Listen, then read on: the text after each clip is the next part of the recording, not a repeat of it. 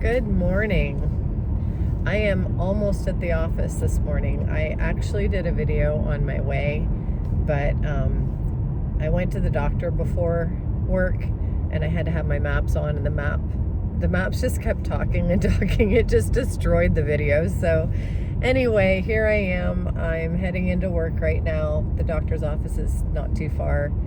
But before we get started, please like and subscribe. Please share my channel. Please comment whether you agree with me or not. I love having you here. I appreciate you here, so thank you.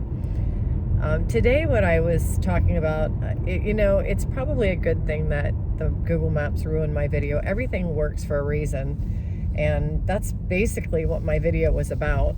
There's snow all over the parking lot. It was snowing this morning, and they weren't predicting snow, and it was coming down, and I had to leave early, so I was in, I can't call it rush hour traffic, but it was heavier than usual. And it was a challenge, but it was a challenge that I can always get through. I don't have problems getting through challenges anymore because of the way that I see them. I see things so much differently than I used to. I'm not going to drive this way. There's a lot of ice over here. I'm going to turn around. But yeah, I was able to see the challenge as not something that's against me, or not something that's trying to hurt me or take me out, or make things hard for me. But I was able to see the challenge as something that was going to be productive, something to teach me, to strengthen me. And that's what I did. So today, as I was driving, it's not snowing anymore. It was like a squall or something. It was just a big, heavy snow squall. And it was coming down pretty thick. And I just thought, this is helping me learn how to drive in snow, because I was always afraid to drive in snow before. But I've been doing it. This is like the third or fourth time now that I've driven in snow. And I'm really not afraid of it at all anymore. I just put my four wheels on the road and hit the gas and move forward. And I'm careful. I stay away from other cars. I'm careful when I make my turns. I don't make sudden movements. And the wheels seem to stay on the road. So far, so good. But it did make me think about a lot of things in this life. It made me think about the players in this life. I call it the actors, or the game pieces on the game board. We have people in this world who are really trying to do good things. We have people in this world who are trying to basically destroy other people and destroy everything around us. We have all kinds of different players in this world. Sometimes we'll look at somebody and say, oh, that's a bad player. That person's bad. And they don't know they're bad. They think they're good. So it's really a matter of perspective, whether somebody's bad or good. I don't like to label people bad or good. I just like to look and see how all the players are playing. Because, even when you have, like in a book, you have the antagonist, you have the hero, you have, all these different people in a book who, everything comes together. And some characters you just want to love, and some characters you just want to hate. And that's what brings the whole story together, though. Without, the duality of it all, there wouldn't be a story. And without somebody challenging or pushing against the character that's the hero, they wouldn't have found their strength. So life is like that, there are always things pushing against us. There will always be mean and evil people. There will always be people who are trying to help humanity, and there will always be people who are trying to take and force humanity into a situation that's uncomfortable or even painful. And we tend to look at the people who are hurting humanity and just, we get angry with them. And I'll use the word hate because that's a strong word, but a lot of times people hate the people that are causing pain. And, it's justified, because if they're causing a lot of pain, then that's the way we're designed to feel. And I don't think we'd be human if we didn't feel some sort of way, about people that are causing us pain, or our loved ones pain, or other people in general. But I'm trying to look at life, and instead of looking at the people who are causing problems and just like, I just can't stand these people, and having it affect me in a way that, it angers me, or it makes me look at them like, just, oh, you're so bad, and I just wish you weren't here, and I just wish you'd go away. And instead of aiming my thoughts and my feelings toward them that way, the Bible tells us to pray for our enemies and love our enemies, and pray for those who mistreat us. It tells us that specifically, and there is a reason for that. It's because what you do unto others comes back to you. So what you're projecting out there, just like with money, if we're chasing money because we don't have enough money and we think we need more money, money's just going to keep running away. And it's like that with people. If we just continue to feel anger toward them, it's almost like it's going to perpetuate our misery, because what we're throwing out there at them is boomeranging, coming back to us. So if we want to have a good life, if we want to have a life where we feel empowered, and where we feel like abundant, and we feel good about ourselves, and good about life, and good about being part of the all, and good about just everything in life, and we want to be grateful, then what we'll do, instead of zeroing in on the people that are doing bad things and being angry with them, we'll embrace them as part of this experience. They're just part of this experience. That's all. Nothing more, nothing less. They don't have enormous amounts of power like we think they do. The Bible talks about rulers, and how rulers come and rulers fall. The evil rulers all fall at some point.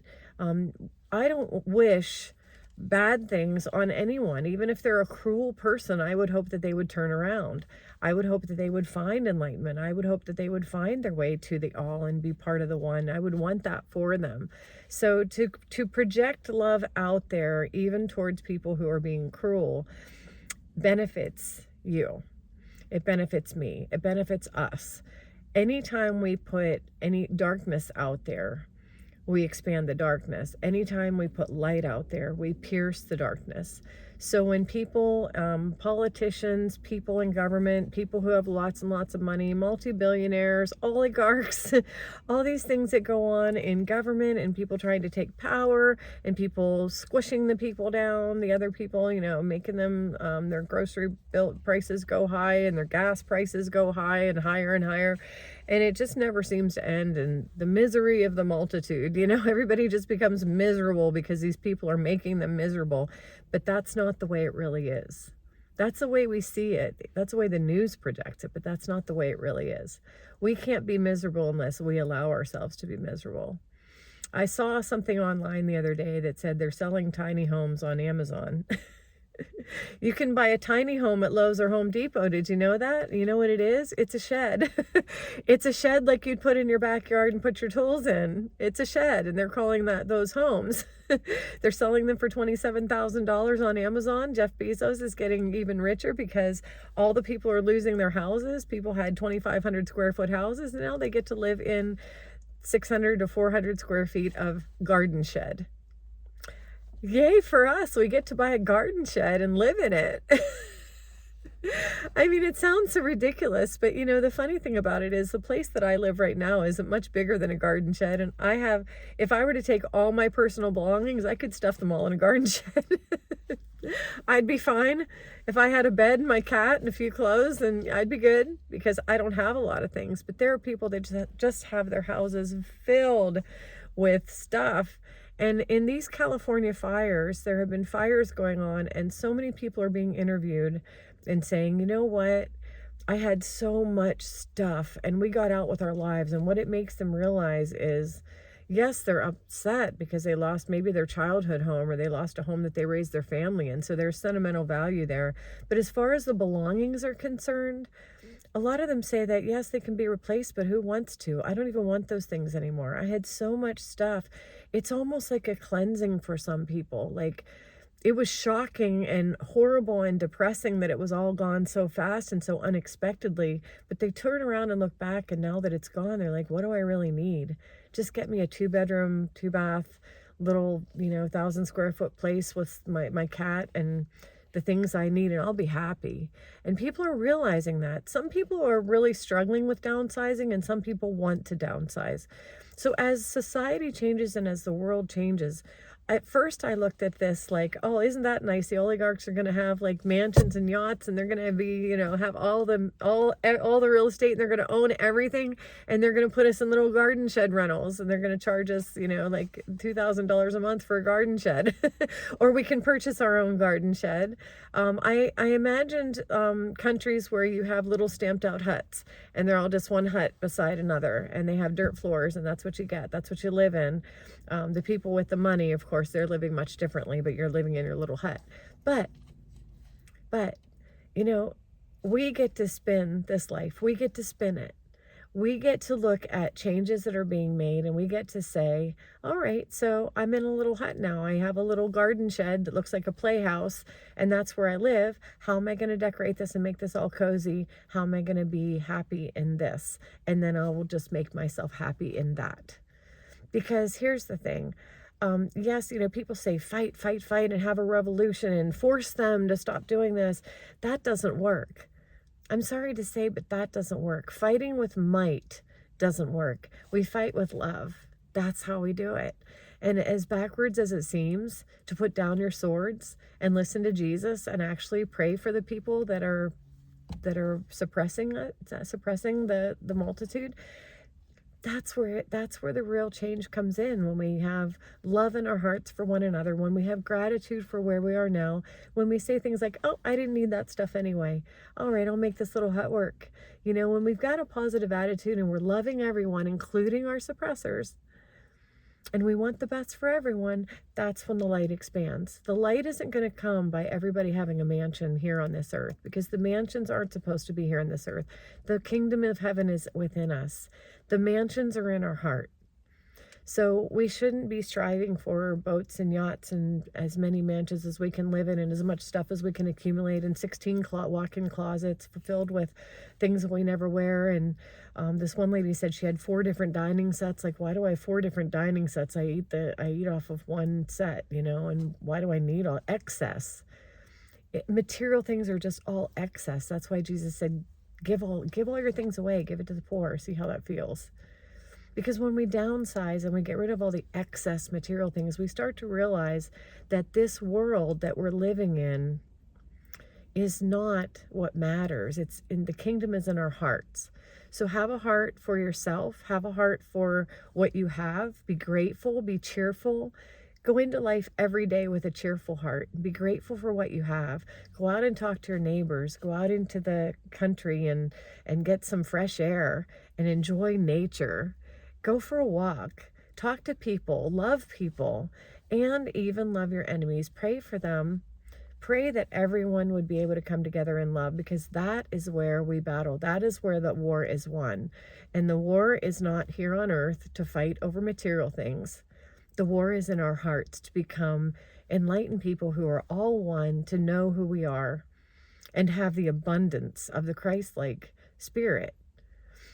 That's where it's won. And when the Bible talks about, the end times and how everything's going to change and the wheat are going to be separated from the chaff and it's all going to split off and Jesus is going to come back. This is in our hearts. This is being won in our hearts.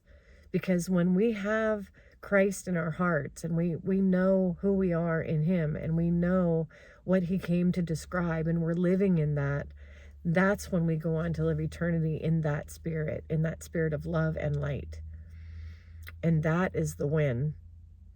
The win is being in love and light and having love for everyone and everything and gratitude for where you are. That's the win.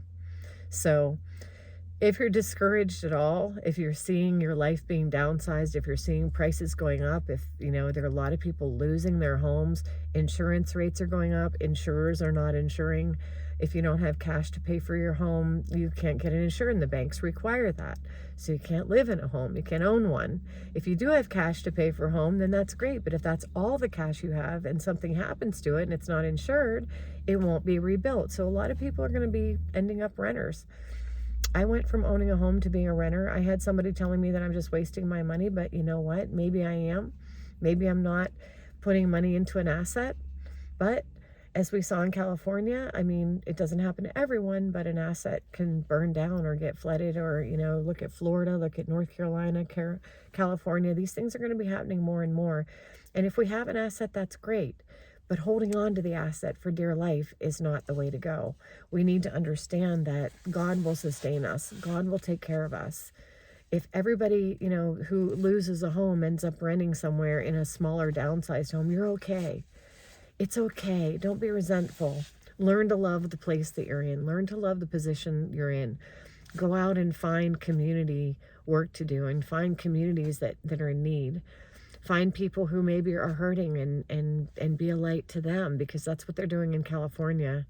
There are people that are really, really, really hurting right now, but they're coming together as a community. That is what it's all about. That is the win. Holding on to material things is a loss. But coming together as a community, as one in love, that's the win. So join the win, be the win, be the winner. And, you know, that side of life is what wins in the end. The other side, the greedy taker side, does not win in the end. It just doesn't. So let that go and hope that everybody will join in with the win. That's all I have to say for today. I'm early, but I'm going to get into the office, maybe work a little overtime, definitely have a cup of coffee because I got up early this morning. But I hope you're all having a great day, and I will see you next time.